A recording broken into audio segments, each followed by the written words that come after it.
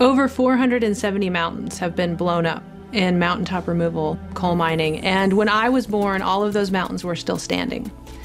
And in my lifetime, hundreds more mountains will be blown up if we don't do something. Mountaintop removal started in the 70s, but it really ramped up in the late 90s and into the 2000s. But it's been going on for about 30 years. It's much more profitable to just blow up the mountain than to hire a bunch of people to go underground and pull the coal out.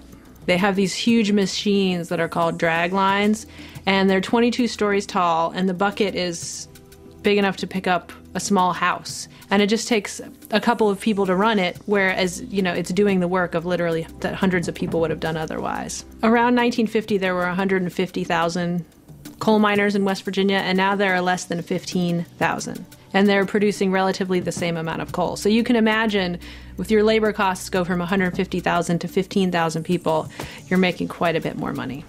I don't believe we have the right to blow up some of the oldest mountains on Earth for one generation to have cheap electricity, because those are mountains that my children will never see and your children will never see.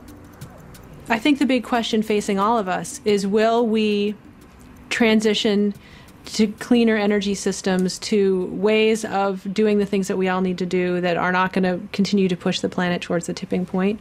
Or are we going to not act until it's too late?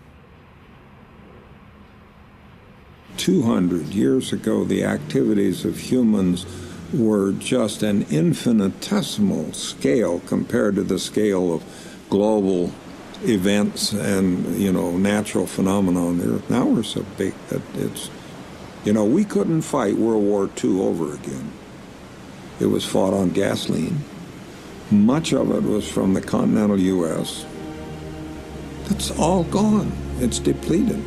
And right now it's ironic that we're waging war in Iraq using Middle East oil against Middle East people. And no matter what politicians say, a central part of the war is petroleum. Now go broaden your view a little bit and ask about all these global trade agreements that are getting to be somewhat controversial. I think that one of the principal motivations behind the U.S. support for those agreements, and its support from both Democratic and Republican parties, is to allow us to get our hands on their resources before they get developed and want to use them for themselves. We want to go to other countries and take their resources to drive our SUVs. One has to look at things in terms of arithmetic. And the interesting thing is that arithmetic and science that sort of goes with it, these aren't democratic.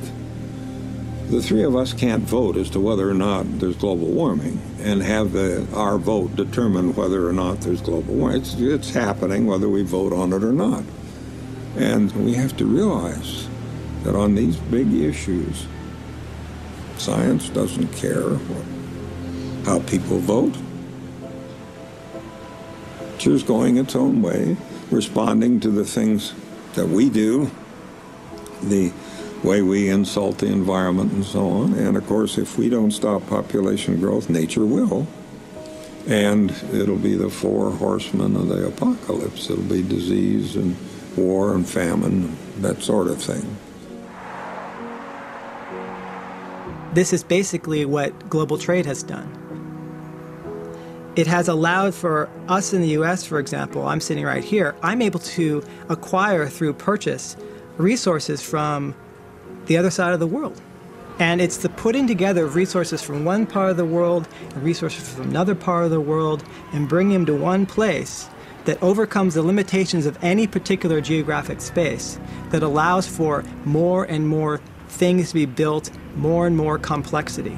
Now the problem is that globalization also means that everybody is now tied in to this ecological overshoot we're in, and that it's very difficult for anybody in any particular place to feel that they can manage their own affairs.